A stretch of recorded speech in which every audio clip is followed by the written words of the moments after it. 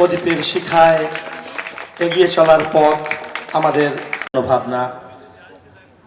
মাননীয় অতিথিবর্গের আশীর্বাদ এবং দেখানো পথকে আমরা অনুসরণ করব। যারা আমাদের সামনে বসে আছেন, আমাদের দর্শকবৃন্দের আশীর্বাদ আমাদের শিরোধার্য থাকলো।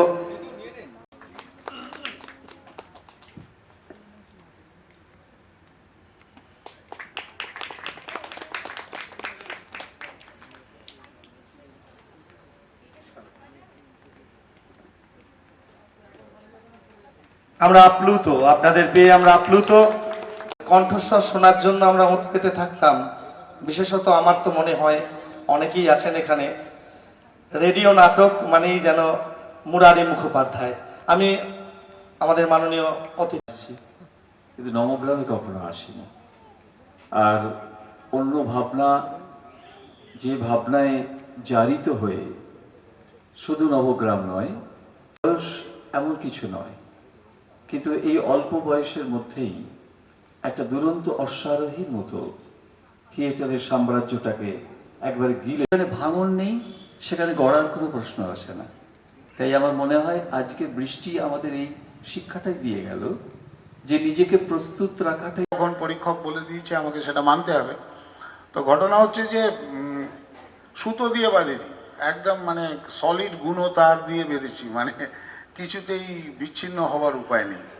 ঘটনাটা এরকম, প্রায় ৪৫ বছর থিয়েটারের সাথে যুক্ত আছি, কিন্তু থিয়েটার কি পাওয়া যায় এইটাই ছিল আমার মূল অনুসন্ধান, যে থিয়েটার থেকে আমি তাহলে পাইটা কি। একটা হচ্ছে পারফরমেন্সের আনন্দ, মঞ্চে একটা কাজ করব, সেটা আপনারা দেখবেন, ভালো লাগলে উৎসাহ দেবেন, না ভালো লাগলে সমালোচনা করবেন, এটা তো এক ধরনের ব্যাপার। কিন্তু থিয়েটার থেকে যেটা পেলাম সেটা হচ্ছে একটা অফুরন্ত আত্মবিশ্বাস, আর পেলাম নিজের কথা বিশ্বাসের সাথে বলবার প্রকাশের ভঙ্গিমা, আর তার সাথে পেলাম অসংখ্য ধরে দেখছি যে কিছুই শিখতে পারিনি। মানে যখন ৫০তম বছরে পা দিলাম তখন অনুভূতি হলো যে কিচ্ছু থিয়েটারের বুঝতে পারিনি, শিখতে পারিনি। এটা আমি ময়না অন্য ভাবনা বলতে খালি হতেই পারে না কোনো জায়গায়। যদি দর্শকের স্তর ভালো না হয় সেখানে ভালো থিয়েটার হয় না, কোথাও হয়নি। আপনি দেখবেন তো, আপনাদের জন্যই আজকে ময়না অন্য ভাবনাকে আমরা ভালোভাবে পাচ্ছি, একটু প্রশংসা করার সুযোগ পাচ্ছি, বা পশ্চিমবাংলায় আর যে থিয়েটার হচ্ছে তার সঙ্গে তারা সমান তালে পাল্লা দিয়ে কাজ।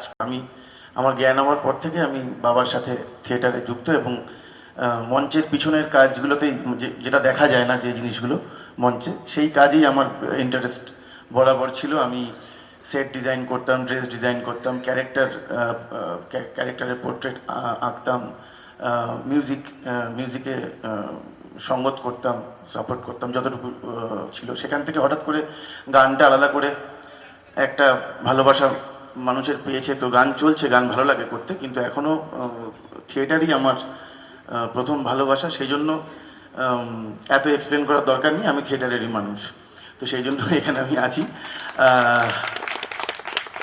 আর অন্য ভাবনার সবার সাথে পরিচয় আমার আগে থেকেই আছে, আমি নাটক দেখেছি এবং তাদের সাথে কথা বলেছি। এখানেও এসে এই দুর্যোগের দিনে আমাদের খুব ভালো একটা সন্ধ্যা, একটা আড্ডা হয়েছে, আমরা গান বাজনা করলাম একসাথে।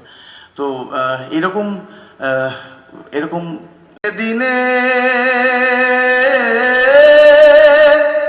খসিয়া পড়িবে রঙ্গিলা দালানের মাটি, গোসাইজি কোন রঙে রাঙাইয়াছ ঘর, গোসাইজি কোন রঙে রাঙাইয়াছ ঘর। দিনে দিনে খসিয়া পড়িবে রঙ্গিলা দালানের মাটি, গোসাইজি কোন রঙে রাঙাইয়াছ ঘর, গোসাইজি কোন রঙে রাঙাইয়াছ ঘর। বাল্য না কাল গেল হাসিতে খেলিতে, যৌবন কাল গেল রঙে, বাল্য না কাল গেল হাসিতে খেলিতে, যৌবন কাল গেল রঙে, আবার বৃদ্ধ না কাল গেল ভাবিতে চিন্তিতে, বৃদ্ধ না কাল গেল ভাবিতে চিন্তিতে, গুরু ভজিব কোন কালে গোসাইজি, কোন রঙে রাঙাইয়াছ ঘর গোসাইজি, কোন রঙে রাঙাইয়াছ ঘর। দিনে দিনে খসিয়া পড়িবে রঙ্গিলা দালানের মাটি গোসাইজি, কোন রঙে রাঙাইয়াছ ঘর গোসাইজি, কোন রঙে রাঙাইয়াছ ঘর, কোন রঙে রাঙাইয়াছ ঘর গোসাইজি, কোন রঙে রাঙাইয়াছ ঘর। ধন্যবাদ। Thank you. মনেরই বায়নাতে কে হলো সঙ্গীকার কে জানে,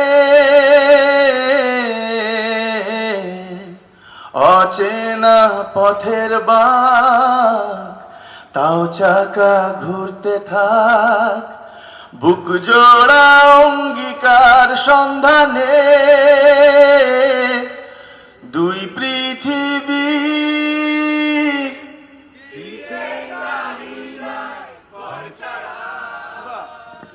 দুই পৃথিবী, কোন চাওয়া পাওয়ায় দিশেহারা,